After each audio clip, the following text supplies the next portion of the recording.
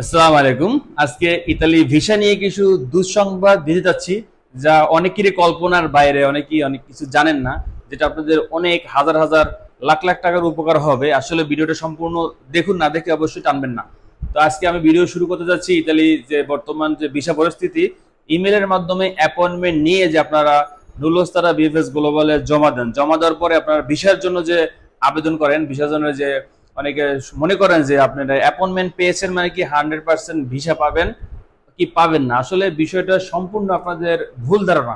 তাই আপনাদের ভুল ধারণা কাটানোর জন্য আজকে আমি একদম প্রমাণ সহ, বাস্তবিক যে প্রমাণ আমি নিজেই, সে প্রমাণ সহ আজকে ভিডিও বানাতে যাচ্ছি এবং সত্যিকারের ঘটনা এবং সত্যিকারের একটা আপনাদের সাথে তুলে ধরতে যাচ্ছি। সেটা হচ্ছে গিয়ে ইতিপূর্বে 31 মার্চ যে আপনাদের বিএফএস গ্লোবালে অ্যাপয়েন্টমেন্ট সিস্টেম, জিমেইলের অ্যাপয়েন্টমেন্ট সিস্টেম চালু হয়েছিল, সেই অ্যাপয়েন্টমেন্ট সিস্টেমে আমি নিজে হিউজ পরিমাণ ফাইলের ইমেল করেছিলাম, প্রায় শতাধিক হতে পারে, 100-র উপরে। তার ভিতরে মনে করেন আমি কিছু ভিসা আপনাদের প্রমাণ দিতে চাচ্ছি। সেটা হচ্ছে গিয়ে 31 মার্চ আবেদন করা হয়েছিল একটা লোকের মিনিমাম 20টা ফাইলের মতো আবেদন করেছিলাম। তার ভিতরে 15টার মতো আমি অ্যাপয়েন্টমেন্ট পেয়েছি। সেটা হচ্ছে গিয়ে মার্চ মাসে আবেদন করেছি, এপ্রিল মাসে ডেটের মেসেজ পেয়েছি, আর সেটা জমা ছিল মে মাসে। তো মে মাসে জমা হয়েছে, এই যে চলতি এখন মে মাস চলতেছে, মে মাসে জমা হয়েছে প্রায় সবগুলো ফাইলই, আর কিছু জুন মাসে পড়েছে। তো মে মাসে মনে হয় 7-8টার মতো মে মাসে ডেট পেয়েছি। ডেট জমা দেওয়ার পরে আপনারা বিশ্বাস করবেন না যে এক সপ্তাহের মধ্যে তারা অ্যাপয়েন্টমেন্ট দিয়েছে, 1 মাস পরে। তারপরে 1 সপ্তাহের মধ্যেই তারা মনে করেন যে রেডি ফর কালেকশন ডেলিভারি দিয়েছে। তা সে তো যখন আনতে গেল তার পাসপোর্ট, সে তো মহা খুশি যে আমি ইমেলের মাধ্যমে অ্যাপয়েন্টমেন্ট পেয়েছি, বিএফএস গ্লোবাল চেক করে আমাকে অ্যাপয়েন্টমেন্ট দিয়েছে, তার মানে আমার নুলস্তা অরিজিনাল। আসেন অরিজিনাল ডুপ্লিকেটের সাথে পরে আসি। তারপরে সে গেল বিএফএস গ্লোবালে তার পাসপোর্ট কালেকশন করতে ঢাকাতে। পাসপোর্ট কালেকশন তার 8 জনের মধ্যে মনে করেন যে 3 জনে পাসপোর্ট রিজেক্ট করে ফেরত দিয়ে দিয়েছে। আসলে একটা কাগজ ধরিয়ে দিয়েছে যে আপনার ভিসা রিজেক্টের কারণ কি।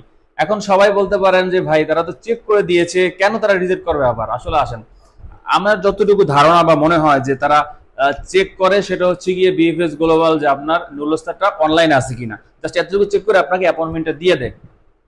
তার পরবর্তীতে যখন আপনি অ্যাপয়েন্টমেন্ট দেয়, তারা আপনাদের কাগজপত্র নিয়ে পর্যালোচনা করে। মালিকের হিউজ পরিমাণ কাগজপত্র প্রয়োজন হয় ওখানে, আপনারা অবশ্যই জানেন যে কি কি কাগজপত্র লাগে। সবকিছু পর্যালোচনা করে যদি মনে হয় যে আপনার মালিকের কাগজপত্র ঠিক আছে, আপনার ভিসার নুলস্তার মেয়াদ আছে, আপনার পাসপোর্ট ঠিক আছে, সবকিছু মিলিয়ে দেখবেন যে তারপরে তারা ভিসা দিবে। তো আপনি যদি ভিসা প্রত্যাশী হন তাহলেই অবশ্যই আপনাকে ভিসা দেবে। আপনারা অনেকেই অ্যাপয়েন্টমেন্ট পেয়ে লাভ দেবেন না, যে অ্যাপয়েন্টমেন্ট পেয়ে গেছি মানে ভিসা পেয়ে গেছি, আবার নুলস্তা অরিজিনাল। হ্যাঁ, আপনার নুলস্তা অনলাইনে আছে, কিন্তু আপনি ভিসা পাবেন কিনা সেটা আসলে বলা আসলে খুবই কঠিন। বর্তমান বাংলাদেশের পরিস্থিতি, বর্তমান বাংলাদেশ, ইন্ডিয়া এবং পাকিস্তান, এই 3 দেশের মানুষের ভিসা রেশিও খুবই কম, খুবই সমস্যা হচ্ছে বিএফএস গ্লোবালে।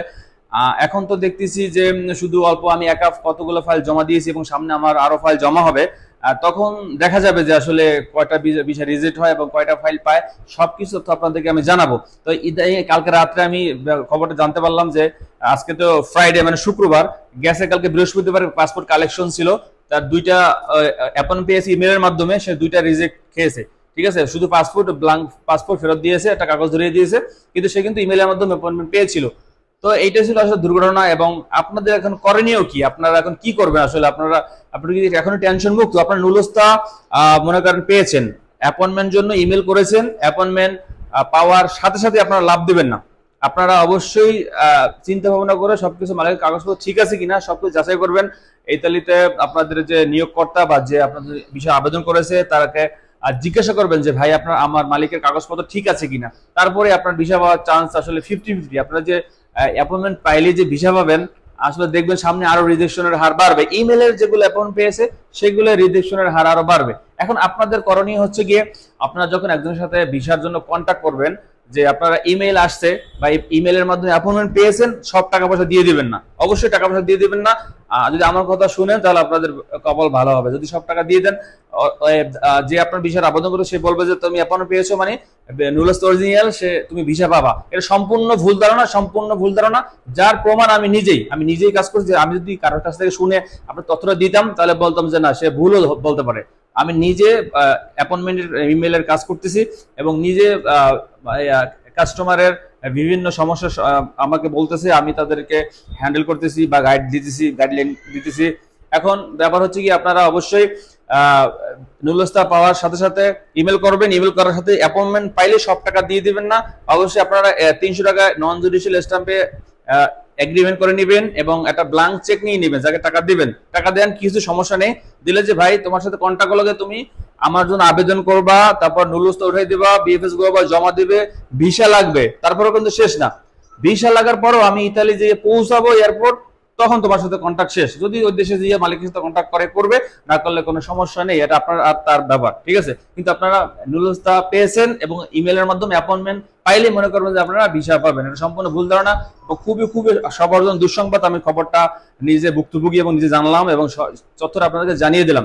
আপনারা অ্যাপয়েন্টমেন্ট পাইলেই যে আপনারা ভিসা পাবেন, সম্পূর্ণ ভুল ধারণা, সম্পূর্ণ ভুল ধারণা। এটা মাথা থেকে জেরে ফেলেন। আমি যেভাবে বললাম, আপনারা যদি শুনেন এবং নিয়োগকর্তার সাথে বা আপনার যে ভিসার আবেদনটা করেছে তার সাথে যদি এভাবে স্ট্যাম্প করে আপনি যদি ইতালির জন্য ভিসার আবেদন করতে পারেন, যে তুমি ইতালির ভিসা ইতালি এয়ারপোর্ট পর্যন্ত আমাকে পার করে দিবা, নুলস্তা হোক আর তুমি যা দাও, বা ভিসা লাগুক বা না লাগুক সেটা সম্পূর্ণ তোমার ব্যাপার। এভাবে যদি কন্ট্যাক্ট করেন তাহলে আপনারা অবশ্যই সেফ থাকবেন এবং আপনাদের যে মূল্যবান টাকা পয়সা, অনেকে জমি বেচা টাকা, অনেকে গহনা, স্ত্রীর গহনা বন্ধক রাখার টাকা, অনেকে ধার কর্জ সমিতি থেকে লোন নেওয়া টাকা পয়সা আপনাদের মায়ের খাবেন না। যদি আপনাদের স্ট্যাম্প থাকে এবং চেক থাকে, অবশ্যই আপনারা টাকা পাবেন, আজ হোক কাল হোক। টাকা মায়ের খাওয়া অত সহজ না, কিন্তু আপনাদের ডকুমেন্ট থাকতে হবে, যথাযথ ডকুমেন্ট থাকলে অবশ্যই আজ হোক কাল হোক আপনারা আপনার টাকাগুলো ফেরত পাবেন। তো এটা ছিল আজকে আমার ভিডিও। অবশ্যই ভালো লাগে লাইক করবেন, শেয়ার করবেন, আমার শহীদুল ইসলাম আর ইউটিউব চ্যানেলটা সাবস্ক্রাইব করবেন এবং পরবর্তীতে আমি যদি আরো কোনো ভালো সংবাদ পাই আপনাদেরকে অবশ্যই জানিয়ে দিব। আর একটা কথা, সবাই ভালো থাকবেন এবং অ্যাপয়েন্টমেন্ট পেয়ে লাভ দিবেন না যে আপনার নুলস্তা অরিজিনাল আপনি ভিসা পাবেন। ঠিক আছে, ভালো থাকবেন, আসসালামু আলাইকুম।